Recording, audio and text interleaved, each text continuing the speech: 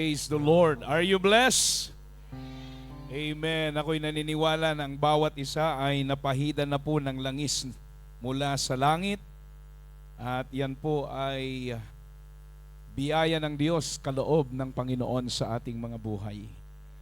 Amen. Purihin ng Diyos at tuloy-tuloy po yung ating pong ministry sa Panginoon.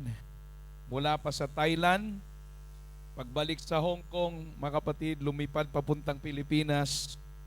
At salamat sa Panginoon sa 5 araw. Yung pong maganda pag umuwi sa Pilipinas, talagang stress destroyer. Na-eliminate yung ating stress pag umuwi tayo sa ating lupang sinilangan. Di po ba? Praise God. Alam nyo yan. Makausap nyo lang inyong mga kapitbahay sa Pilipinas na wala na yung stress. Yun pa lang yun, ha? Praise God. Pero ang mahalaga, yung presensya ng Diyos na atin pong na-encounter sa araw na ito. Salamat sa Panginoon. And we arrived yesterday safe and sound by the grace of God. Salamat po sa mga nanalangin. At iba pa rin ang Hong Kong, mga kapatid. Ang revival sa Hong Kong. Praise God. Hallelujah. Bilang mangangaral, mga kapatid, hindi mo maiwasang mai-compare. Amen. Iba talaga yung new life.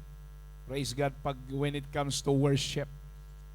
Amen. Talagang bigay todo. Hindi naman tayo, praise God, na naninimbang, pero maramdaman mo yung struggle, mga kapatid, ng kaaway para hadlangan ang mga taong sumamba sa Panginoon. Praise God. Dahil po sa ating modern time, yun po ang malakas na nagtitrigger sa revival. Praise God. Lahat po naka-cellphone na. Kaya napaka-dangerous, mga kapatid, na pag-service ay iwanan muna natin ang ating mga cellphone at mag-concentrate po sa salita ng Panginoon. Praise God. So ako po ay na-bless sa mensahe kanina, sa lesson. At tila baga, hindi naman kami nag-uusap ni Pastor Plaza regarding sa leadership. Pero magka-connect yung message o yung subject na atin pong tatalakayin ngayon. So can I ask you to stand up with me as we honor the Word of God? Parang maugong siya, no, Pastor? Okay. So in Hebrews 13:17 to 18, here we go. Ang ganda ng background niya, mga kapatid. Yung speaker, i-click mo lang, sis. I-mute mo siya. Here we go. Sabi po ng Bible, have confidence in your leaders and submit to their authority. Ang word na ito, sa unang word, ay naka-address ito sa mga members. Hello? Pasakop kayo at sumunod sa mga namamahala sa inyo. Ang kinakausap po dito ni Pablo ay ang mga membro. At para sa mga leader naman, sila'y nangangalaga sa inyo because they keep watch over you. So ito'y naka-address na ngayon sa mga leader. Everybody say amen. To their authority because they keep watch over you as those who must give an account. Do this so that their work will be joy. Kaya masaya tayo kapag ang ating members, mga kapatid, ay sumusunod talaga sa ating leadership. Pero pag hindi, mga kapatid, talagang burden po natin ito. Amen? Do this so that their work will be a joy, not a burden. So marami pong membro natin minsan burden natin, di po ba? For that would be of no benefits to you. Wow. Kung hindi sila mamimigati, mga kapatid, at hindi ito makakabuti sa inyo, ipanalangin ninyo kami nakakatiyak kaming malinis ang aming budhi o hinahangad naming mabuhay ng matuwid sa lahat ng panahon. Amen. We live honorably in every way. So bilang leader, meron din po tayong dinidesire para mabuhay. Amen? Na honorable, reverent. Ano pa mga kapatid? Ano pa ba sa Tagalog yung mga kapatid? Kagalang-galang. Amen? Matuwid sa lahat ng panahon. Panginoong Diyos, pagpalain po ninyo ang lesson na ito. Gamitin mo po ako na ituro ang lesson na ito sa ikakalago ng aming leadership. Mangusap ka, Panginoon, kung paano yung presensya mo kaninang kumilos, it's the same presence that speak to us through the teaching of this lesson, Father. We commit all these things to you and we're depending on your power and anointing. God, envelop me. Use my lips, Lord, to teach your word this morning. In Jesus' name we pray. Everybody say amen and amen. Can we give a hand clap of worship? Hallelujah, hallelujah. I don't have enough time to prepare notes for you, but I try my best to show up in the screen sa mga mahalagang points na atin pong tatalakayin. So bago tayo umupo, gusto ko pong bigyan ng pamagat ang ating lesson, Leadership Tier. God bless you and you may take your seat now. Now, pag sinabing tier, means this is your rank. Ano na ba ang rangko ng iyong leadership? Ano na ba ang degree? The grade? Saang row na ba, mga kapatid, kung baga sa school? Amen. Anong row ka ba? Row 1, row 2, row 4? What is the tier of your leadership? Ano na ang level ng iyong leadership? So pag-uusapan po natin ito dahil meron pong malaking difference ang leadership when it comes to secular and spiritual or political. Right? Okay. Para maintindihan po natin, Ebon, nasa ibaba itong difference ng spiritual leadership at saka political or secular leadership.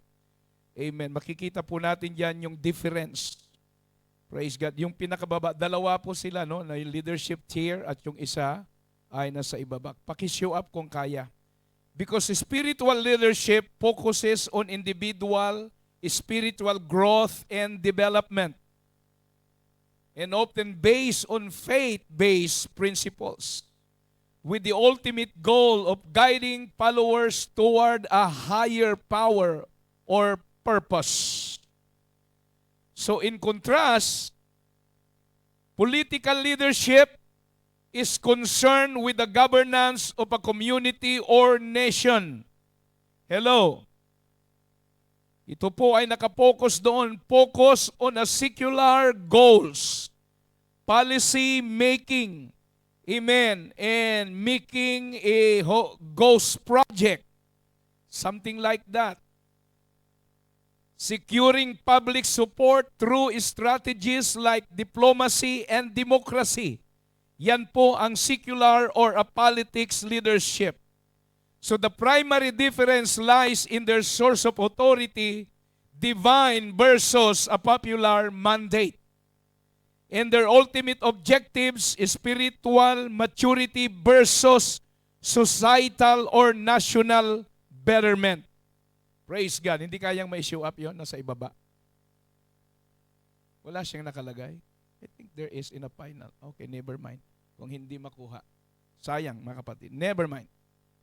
Now, meron pong malaking difference ang spiritual leadership and political or secular leadership. Yung primary goal, mga kapatid, ng spiritual leadership is to foster spiritual maturity and guide people toward a higher spiritual purpose or what we call deity. Pero ang secular or a political leadership, ang kanilang primary goal is to improve the long-term well-being of a nation or community through governance and policy. Yan po yung difference. At ang spiritual leadership, ang source po ng kanilang authority is often rooted in a divine authority na nanggagaling sa Diyos or a perceived higher power with your prayer life. Shall we see, praise the Lord? Pero ang politics, leadership, or a secular leadership, it derives only authority from the trust and support of the populace secured through election or other forms of popular mandate. Kaya mga kapatid, bumibili sila ng boto. Ayan na po mga kapatid. Bumibili sila ng boto para sa ganun, iboto natin. Nagbibigay sila ng mga promises para paararo ang inyong mga bakuran. Grabe mga kapatid, ang pag-elect ng political or secular leadership. So dito makikita po natin ang difference ng spiritual leadership or political leadership. So pwede nyo itong picturean mga kapatid kasi wala akong notes na naibigay sa inyo para mahambing ba natin, amen, kung ano yung office na binigay sa inyo ng Panginoon at kung ano po yung office o ministry, amen, sa secular world. Praise the Lord. So makita po natin yung primary goal, yung source of authority, yung guiding principles, yung methods, yung success at metrics ng ating leadership in compare sa secular or a political leadership. Everybody say amen. Ngayon, mga kapatid, alam na natin ang difference. So nakita po natin sa ating opening text kanina, mga kapatid, na saan na ba tayong rangko sa ating leadership. Kailangang makita po natin ito kung saan tayo, amen, na row o level ng ating leadership. So I'm talking about the leadership tier. To be leader, you must have a deeper relationship with God, right? You must be willing to follow, to lead. Ang ganyan ang kailangan ng isang leader. Because God has called each of us to be leaders. Tayong lahat, amen, ay tinawag ng Diyos na maging leaders. Pero tignan po natin kung ano po yung tatlong tiers in which to operate as leader. Praise God. So leadership has three tiers in which to operate. Para makita po natin kung saan yung ranking po natin sa ating leadership. 30 puntos ang aking ibabahagi sa inyo sa umagang ito. There are most important tiers that God has called us to lead. So what is this number one tier? Na kailangan ang isang leader ay tumayo at umistan doon. Point number one tier is about God. Hello. Because God must be the center of all our leadership. Hindi ang ating intellectual knowledge na katulad sa political leadership. Minsan tumatayo sila kasi lawyer sila. Amen. Lawyer ako, kaya alam ko ang batas. Everybody say amen. Pero sa atin, mga kapatid, hindi yung natapos natin sa edukasyon at kultura ng mundong ito, kundi yung connection natin sa Diyos. That is the most important tiers that God has called us to lead. And He is the very center of all our leadership. If you are in leadership, your first responsibility is to God. Hello. Because God calls each of us to be a leaders. If your relationship with God is not good, then you did not call a leader. Hindi ka talaga tinawag bilang leader kung ang relasyon mo sa Panginoon ay hindi maganda. Then you did not call a leader. Who God calls, He equips. Who He equips, He calls. Hallelujah. Kaya alam po natin sa ating sarili kung saan ranking tayo sa ating leadership. Nasa malalim ka bang relasyon sa Panginoon? Siya ba ang priority sa ating mga buhay? O ang part-time? Ang isang totoong leader, mga kapatid, pag tinawag ka, meron kang malalim na relasyon sa Kanya. Yun ang ating kapital. Wala nang iba. Hindi ka rin magkakaroon ng anointing pag hindi maganda ang relasyon mo sa Panginoon. Amen. Hallelujah. Sabi nga ni Pastor Plaza, ang anointing hindi yan sapman-sapman na pwedeng bilhin sa labas. Hindi yan sa Pilipinas na tumpok-tumpok, mga kapatid. Amen. 50 talong, 50 ampalaya, pakbet na ang duting. Hindi po nakukuha yan ang anointing. Praise God. Sa malalim mong relasyon sa Panginoon. Kasi kung meron kang deeper communication sa Panginoon, ang spiritual bulb ng blessing ay naka-open. Nasa shut lang, mga kapatid, ang gate bulb sa langit kapag hindi maganda ang relasyon natin sa Panginoon. So yun ang atin unang it's treasure sa ating buhay. Kumusta na kayo ng Panginoon? Meron ba kayong malalim na relasyon o ugnayon sa Panginoon? Dahil mararamdaman mo, because who God calls, He equips. Who He equips, He calls. Malala po natin kung paano tinawag ng Diyos si Samuel. Yeah. The call of Samuel is a very special calling. 3 beses na tinawag ng Diyos si Samuel, mga kapatid. Sa panahon po ni Eli, in those days, the word of the Lord was rare. There were not many visions during that time. And one night, Eli, whose eyes were becoming so weak that he could barely see, he was laying down in his usual place. Then the Lord called Samuel. Everybody say called. Yan, mahalaga. Totoo ka bang tinawag talagang leader? Amen. And Samuel ran to Eli and said, "Here I am. You called me." But Eli said, "I did not call. Go back and lay down." So he went and lay down. And again, the Lord called Samuel until a third time calling, mga kapatid. At doon niya napagtanto na ito pala ay tawag ng Diyos. Hindi tawag ng tao. Hindi appointment ng tao. Ito'y tawag ng Diyos. Praise God! At napakasarap na i-enjoy ang leadership kung ang Diyos ay tumawag sa iyo. Praise God! Hindi dahil ikaw ay matalino, hindi dahil ikaw ay merong, sabi nila mga kapatid, na may espiritu ng pagka-leadership, kaya ikaw na ang manguna.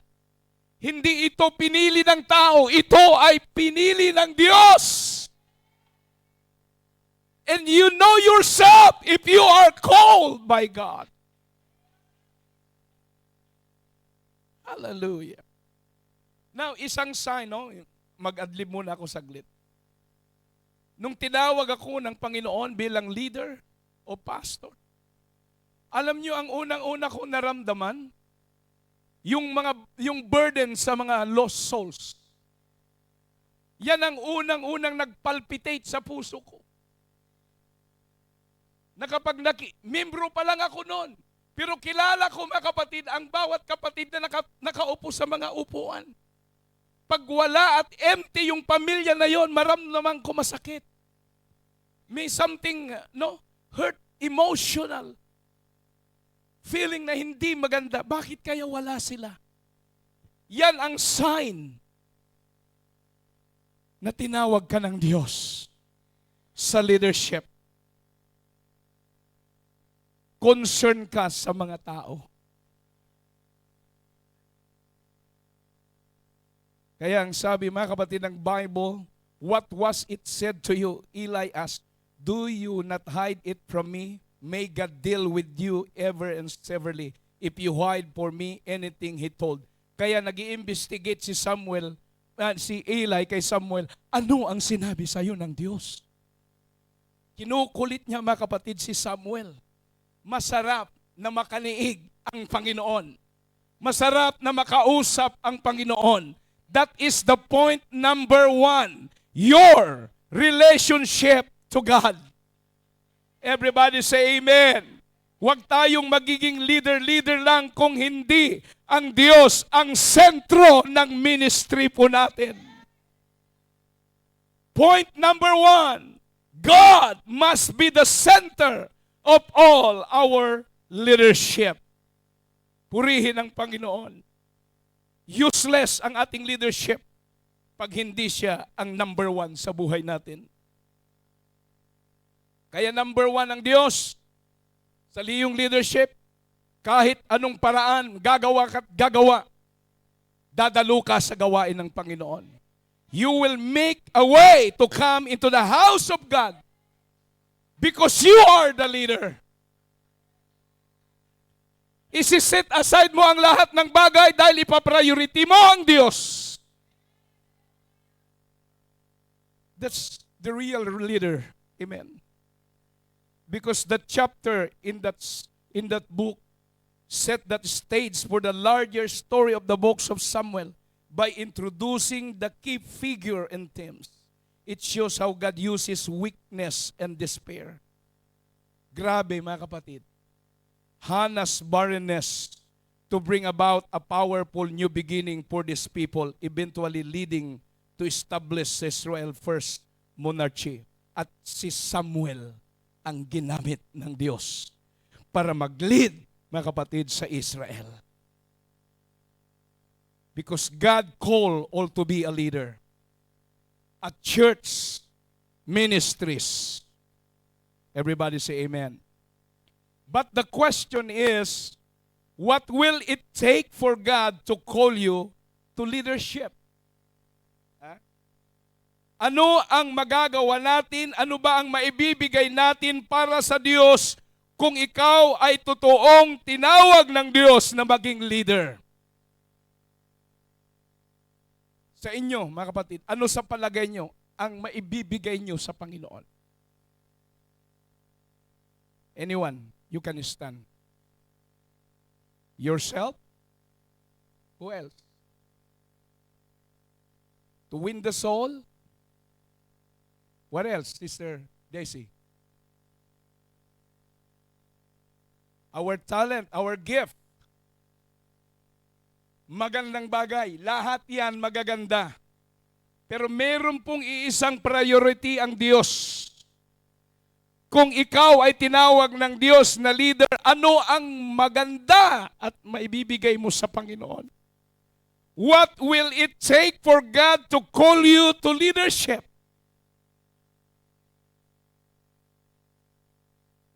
Okay, salamat.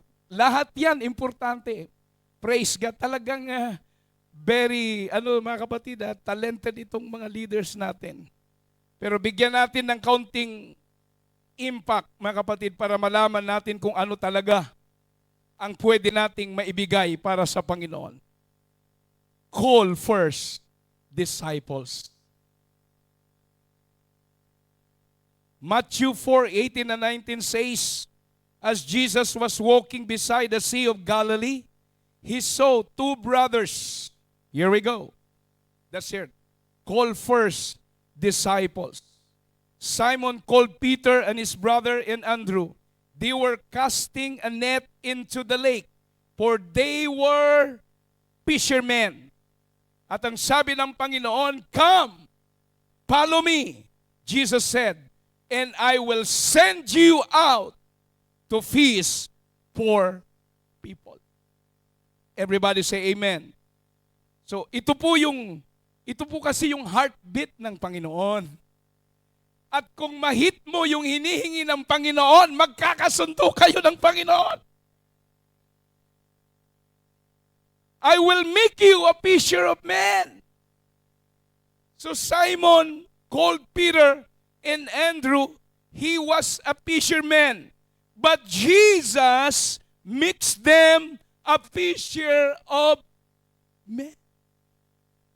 That is what we are, leaders. Fishers of men.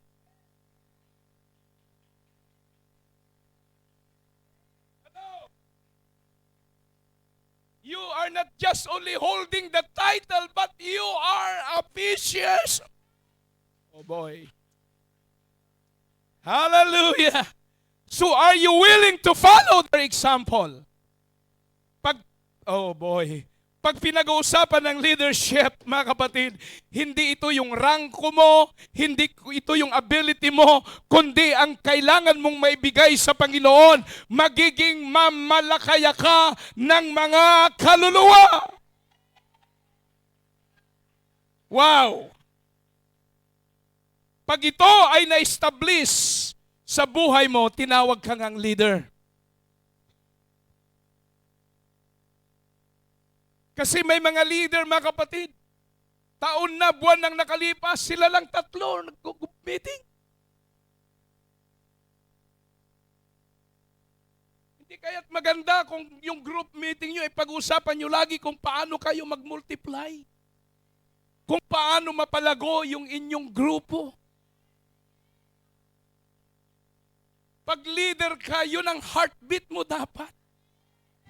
Hindi ka maging masaya, mga kapatid, na manatili kayong 5, manatili kayong 6. Amen, yung 2 nag-for good pa. Ay, apo. Pang-pangaasim kabsat.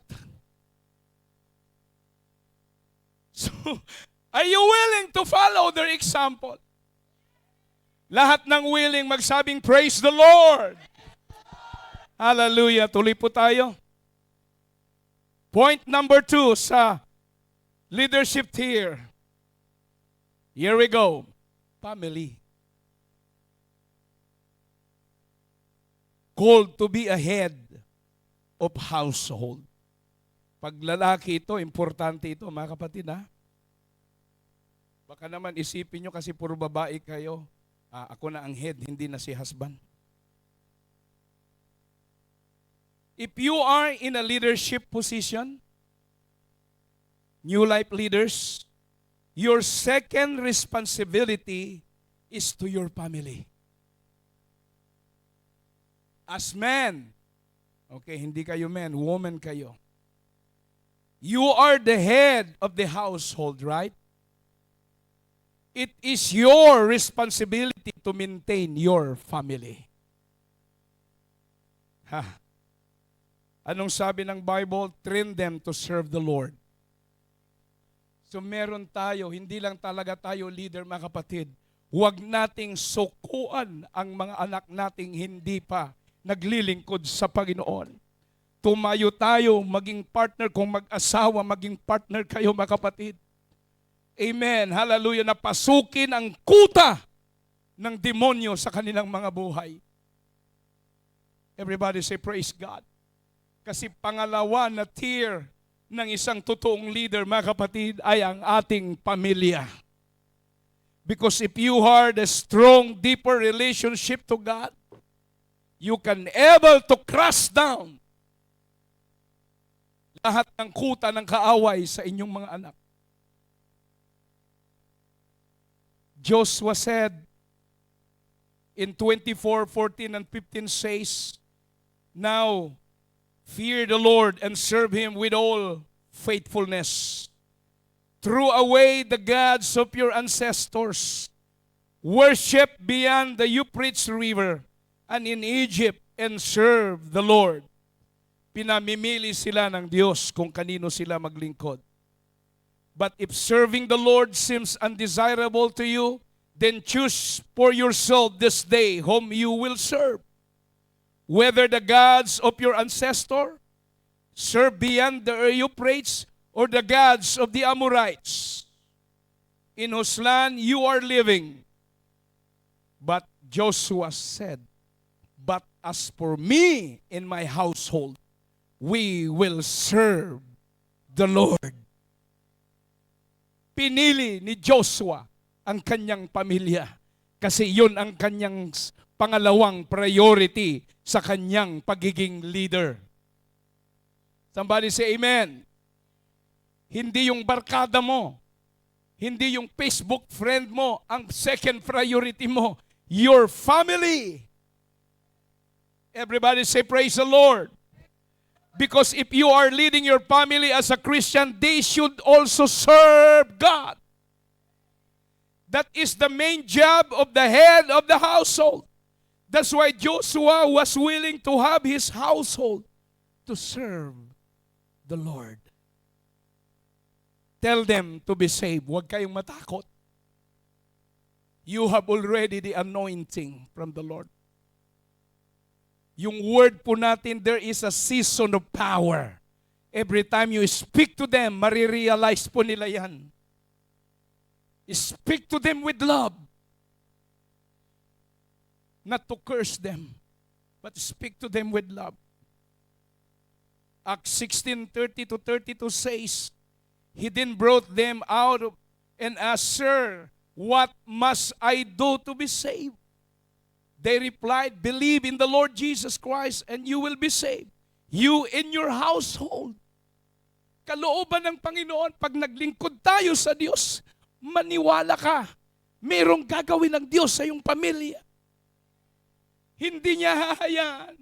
Basta mga kapatid, establish ang iyong relationship sa Panginoon. That is your point number 1, tears. Hindi hahayaan ng Panginoon nang yung buong pamilya ay hindi maligtas.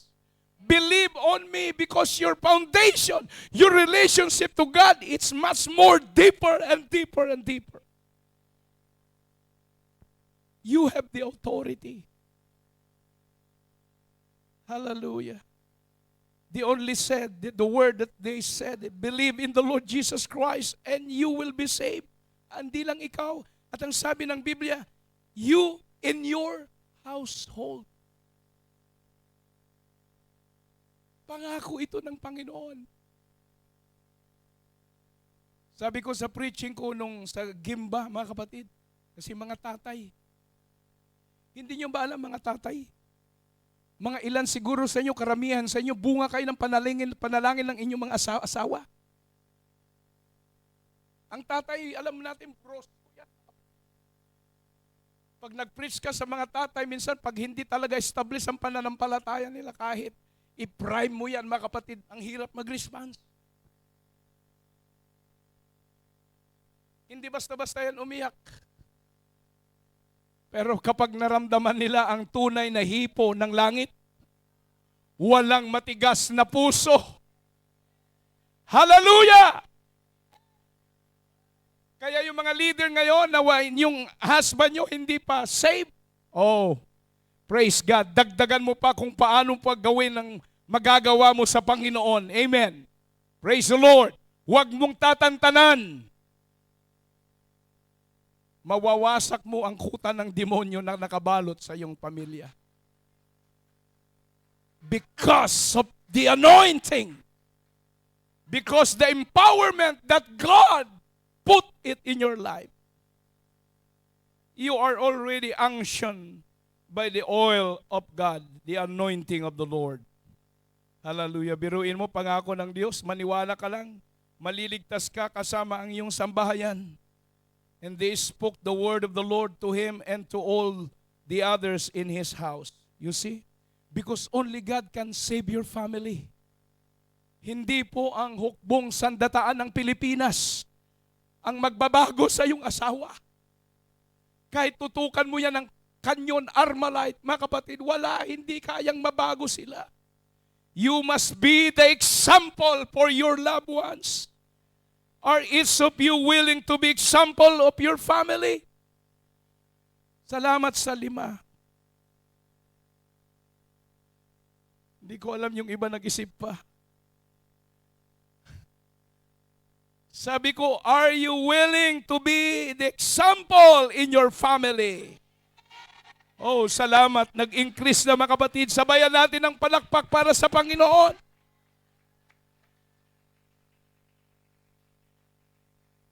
Praise God. Point number 3. Church.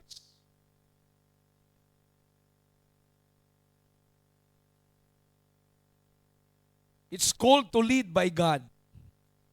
If you are in leadership, your third responsibility is to the church. Are you with me? For leaders to be successful in the church, the first 2 must be in line with each other. Otherwise, it will become failure. Hello? Because the church is a fellowship of believers and needs strong leaders among them. Your heart, your mind, your body, and strengths need to be in leadership. Hello? Lahat yun, mga kapatid, lahat. Yung puso mo, yung kaisipan mo, yung katawan mo, yung lakas mo, kailangan mo yan sa leadership. Mark 12:30 says, love the Lord your God with all your heart, with all your soul, and with all your mind, and with all your strengths. That's what in IV version. Because the church built for us. Walang church kung hindi nag-originate sa pamilya. Wala tayo rito. Walang revival church sa New Life kung walang pamilya na tinawag ng ating Panginoon. So I believe that the church was built for us. Dito nang galing kaya may church. Oh boy. Hallelujah. That's what Matthew 16 and 17 and 19, Jesus replied, blessed are you, Simon, son of Jonah, for this was not revealed to you by the flesh and blood, but by my Father in heaven. And I tell you that you are Peter, and on the rock I will build my church, and the gates of Hades will not overcome it. Hallelujah. I will give you the keys of kingdom of heaven. Whatever you bind on earth will be bound in heaven, and whatever you loose on earth will be loose in heaven. Church, establish, amen, your relationship in the Lord. Especially your worship. Because leaders are called to help continue having fellowship and worship of God. What is keeping church, each of us, being true leaders in the church? One of the interesting lesson that I heard, amen, when Reverend Terry Siak in Tagaytay, one of his lesson, and it will catch my attention. Praise God. Because I love to take it all, but there are some lesson in Tagaytay, our LDI is not fitted to us. So, kinuha ko lang ito mga kapatid dahil alam kong ito ay kailangan po ng New Life. Praise God. Sa kanyang teaching mga kapatid about the topic, the inspiration and revelation to activation. One of his major topic was the positional leaders chosen and equipped. Why we need this church? Because never place a leader in a position without first equipping them for the position. Somebody say praise God. Why? Because haphazard positional leadership placement hurts the local church in particular and in the kingdom of general. Because clarity of expectation is the path to personal kingdom growth. Ministry description enhances focus, accountability, and productivity. So bilang leader, ang ating iniisip lagi, paano magdoble, magtriple ang ating bilang. Shall we say praise God? We either accept the challenge of clarity or live with the result of bagay. Meaning to say, yung pagiging leader mo parang hindi mo nakikita ang future. It is unclear. It is blurry. Pero kung meron kang goal, sasamahan ka ng Panginoon. Meaning to say, ang pagiging leader, mga kapatid, meron ka talagang target. Hindi ka lang nagay dyan para umupo at mag-lead. Meron kayong goal sa Panginoon. Kaya lagi mong itanim sa kanilang isipan, amen, group, this year kailangan magdoble tayo. Ikaw, ako, tayong lahat, dapat merong tigi-isang kaluluwa man lamang.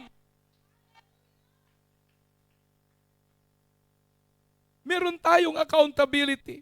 We either accept the challenge of clarity or live with the result of bagay. Kasi wala kayong direksyon.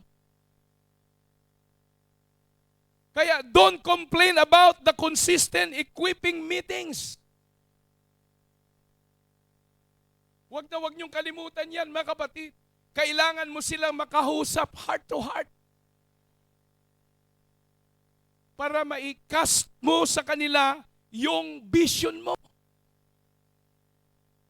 Ano man si leader, walang plano-plano. Ang plano na lang niya, mag-appoint kung ano ang lulutuin ko sa Sunday, kung anong ulam ang dadalhin ko. Yun na lang. Hindi ka tinawag na leader dyan. Leader ka sa pagkain siguro. Ang pinag-uusapan sa meeting, anong ulam dadalhin mo sa Sunday? Ikaw.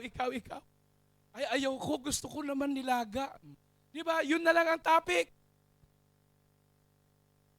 Kailangan pag meeting, mga kapatid, ang heartbeat, ma-adapt nila yung heartbeat ng Panginoon. At maging mismo ikaw, amen, ma-adapt mo yung heartbeat ng Panginoon. It's about church. Oh my God. Learn to do them so well. Don't complain about consistent equipping meetings. Learn to do them so well. They are anticipated by a team, by a group, or by unit. Because a successful meeting means you have clearly communicated and the team understand what each one must do. Hello? Para maintindihan nila kung saan ba sila naka-assign. So we must move from inspiration and revelation to activation. Kapag nag-meeting, kailangan ang act. Kailangan ang application. Hello? Nag-meeting ko ngayon, kayo ngayon, next Sunday dapat lahat kayo lumabas for evangelism. Yun ang kailangan, mga kapatid. Inspiration, revelation, and activation. That is what leadership is all about. Everybody say praise God. At habang ina-activate, mga kapatid, hindi mo alam na ang bawat member mo ay may mga gift. Tinuro na ito kanina ni Pastor Plaza. Pero gusto ko ulit i-remind po sa atin. Gifts from God. Yan ang magagamit mo na reinforcement sa iyong grupo para ma-activate ang paglago ng inyong grupo o unit. 1 Corinthians 12:21-31 says, now you are the body of Christ and each of you as a part of it. May mga bahagi po sila. And God has placed in the church, first of all, apostle, second prophets, third teachers, then miracles, then gift of healing, of helping, of guidance, and different kinds of tongues. Amen. Are all apostle, mga apostolis sila. Pero meron po silang kasari-sariling gift. Ako'y naniniwala na sa yung grupo, hindi lahat doon marunong magluto. May masarap talaga magluto sa grupo nyo. Pero how about yung gift ng iba? It's time for you, leader, to utilize the gift of your members. Hindi mo man siya nakikita sa pulpito, tuklasin mo, leader, kung ano ang meron siyang regalo sa Panginoon. At doon mo sabihin, i-utilize mo yung gift na yan. Diyan kayo lalago, mga kapatid. Kasi yun ang specialty niya. Everybody say, praise God. All are apostles, all are prophets, all are teachers. Do all works, miracle. Do all the gift of healing. Do all speak in tongues. Do all interpret. Now eagerly desire the greater gift. Wow. The greater gift. And yet I will show you the most excellent way. Meaning to say, must use the gifts God gives us to lead. Hello? All of us have gifts to lead and build the church. Are you willing to use your gift to lead and build the church? Praise God. Yan po ang napaka-importante. And pangalawa, the last, mga kapatid, teamwork. Unity. Walang successful, mga kapatid, na grupo or unit kung wala pong teamwork and unity. Now, paano tayo magkaroon ng teamwork? Paano tayo magkakaroon ng unity? Kung ang bawat isa ay merong something wall. Hindi mo kasundo si leader, hindi mo kasundo si core. Pag meeting, may sarili kang meeting. Paano mag-prosper yung unit? Ang leader na totoo, kahit gaano ka ka-busy, pag tinawag ka ng Diyos, naroon ka. Kasi leader kailangan ka nila. Gagawa ka ng paraan para ma-meet mo sila. Ang leader para ding parent yan magulang. Ikaw ang nanay o tatay ng grupo. Kaya please, huwag kang pala-absent sa gawain.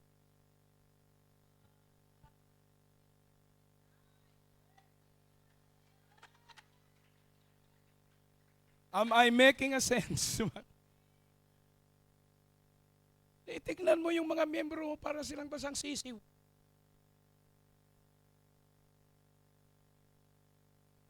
Huwag kang tumingin sa katabi mo.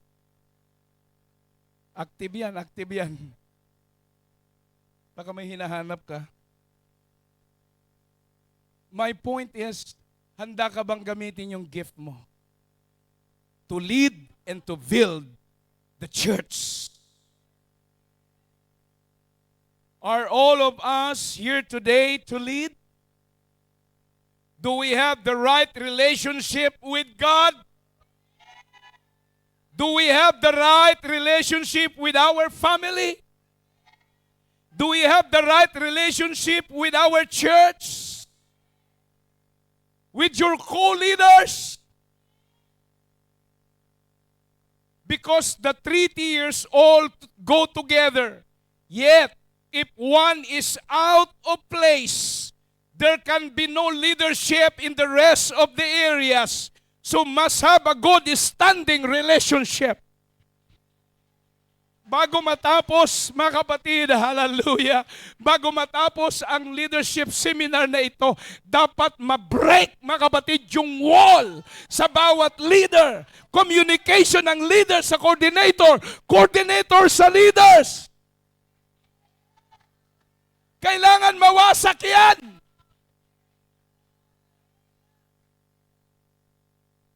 Walang growth ang inyong grupo Pag ganun ang nangyayari, meron kang grudges sa iyong kapwa leaders. Today, in Jesus' name, we're going to break that kind of wall, that kind of spirit. And kung hindi yan mawala, mga kapatid, sa inyong grupo kailanman, at totoo, hindi ka talaga tinawag na leader pag hindi na-reconcile yan. At kung coordinator ka at nararamdaman mo that something wrong sa iyong leadership sa mga grupo, it's time today, break the wall. Restore with love and the spirit of understanding. Hindi kalooban ng Diyos na ang leadership ng New Life ay meron pong pagkabahabahagi. That's not the will of God. We need a heart unity of God. Everybody say amen. Yung 3-tier na yan, mga kapatid, alin ba ang absent sa iyo dyan? Kung medyo shallow ang iyong prayer life, make it more deeper. Because that is number 1 tier between you and God, your communication. Kung weak ang prayer life mo, restore it. I-revive mo, kapatid. Hallelujah. Gumawa ka talaga ng sarili mong tinatawag, mga kapatid, yung closet para sa iyo at sa Diyos.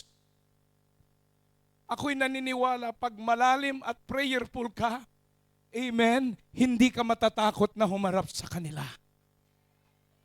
Hindi ka matatakot, mga kapatid, na i-reconcile ang bawat isa. Dahil meron kang authority na binigay ng ating Panginoon. Ayusin natin sa araw na ito, mga kapatid, bago tayo magtapos. Oh, I feel the presence of God. Hallelujah.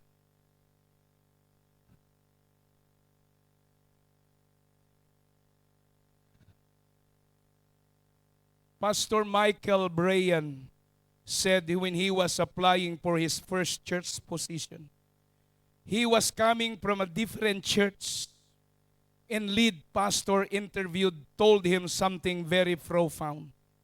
If you are not in good standing with your existing church, get that relationship right before leaving.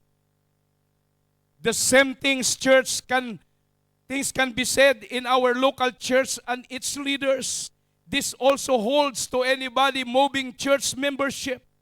Is anyone willing to step out in faith and lead? Because leadership sometimes and most of the times it's a hard work. And when a leader is present, they need prayers.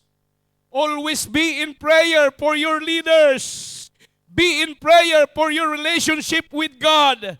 For your relationship with your family and the church. Kung may naroon kang nakikita na something wrong sa relationship, ituwid na natin yan, itama natin yan, mga kapatid. Ipapakita ng Diyos kung paano palalaguin ang ating mga groups. Kapag nag-grip, na-break ang hidwaan sa loob ng inyong unit, sa loob ng inyong group. At huwag tayong papayag, mga kapatid, na yan ay dadalhin pa natin after this meeting. Hallelujah. Praise God. Pwede ba tayong tumayo ngayon, mga kapatid? You know your ranking in leadership. You know what level you are now. Oh, Jesus.